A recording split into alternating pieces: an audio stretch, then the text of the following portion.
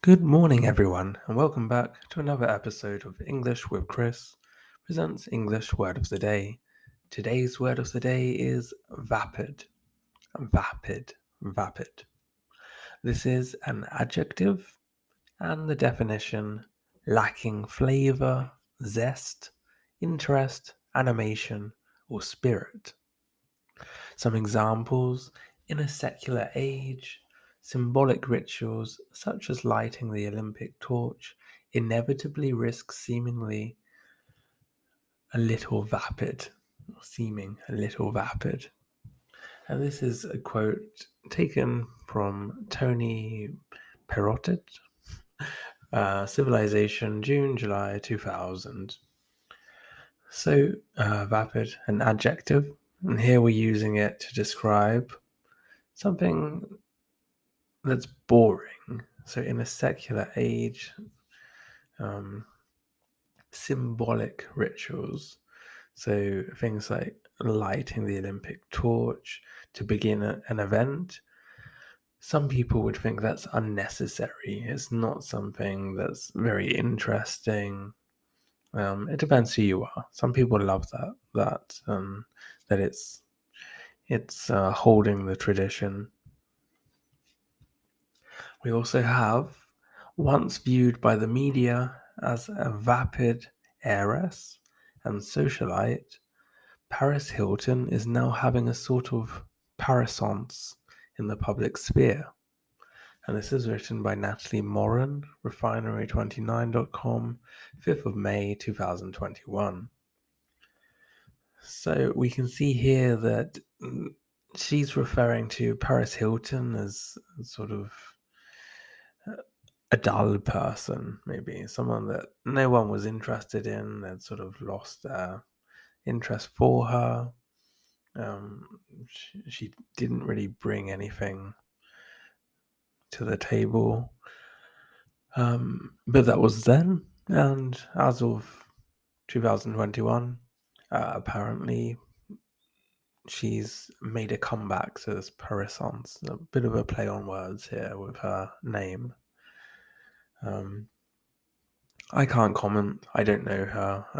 I know of her, but I don't follow her, so I can't say. And this last one that I've been wanting to use for a long time. Anyone that knows me will know that I'm a big fan of Lemony Snicket. If you aren't, or if you haven't read his work, then I really, really do recommend it, especially as English learners. The way he writes is so good. You can learn so many complicated words or lesser known words, um, and still be able to understand the story. So it's very clever how he writes. You just have to find out for yourself, I guess. Anyway, this example: waiting rooms, as I'm sure you know, are small rooms with plenty of chairs for waiting, as well as piles of old, dull magazines to read and some vapid paintings, while you endure the boredom that the doctors and dentists inflict on their patients before bringing them in to poke them and prod them and do all the miserable things that such people are paid to do. Lemony Snicket, the airsets elevator. Airsats is also a word that we've covered in our word of the day. I think it was a short though, but maybe worth checking out. Okay, so here we can see that again, he's really laying it on thick with this dull magazines and vapid paintings. So again, uninteresting paintings, not something that you want to look at. Whereas a painting should usually be something that draws your attention, it makes you smile, or interests you at least.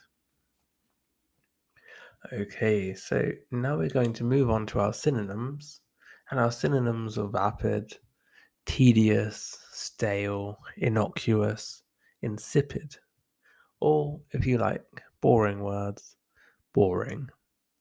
So now you know some synonyms. Maybe you don't want to be using the word boring quite so often. And looking at our etymology, we have vapid, adjective, 1650s, flat, insipid. So if we're talking of drinks, from Latin vapidus, flat, insipid, literally that has exhaled its vapor, related to vapor, stale wine, and probably to vapor. Applied from 1758 to talk and writing deemed dull and lifeless. So with drinks, for example, if we're talking maybe about a fizzy drink, a drink that is no longer fizzy, maybe you've left it open for a day, it's vapid. Anyway, that's it for our word of the day for today. I hope you enjoyed. If you did, please do leave a like and consider subscribing, maybe share. It's good seeing you all again. Hope you enjoy the rest of your day. Take care and bye bye for now.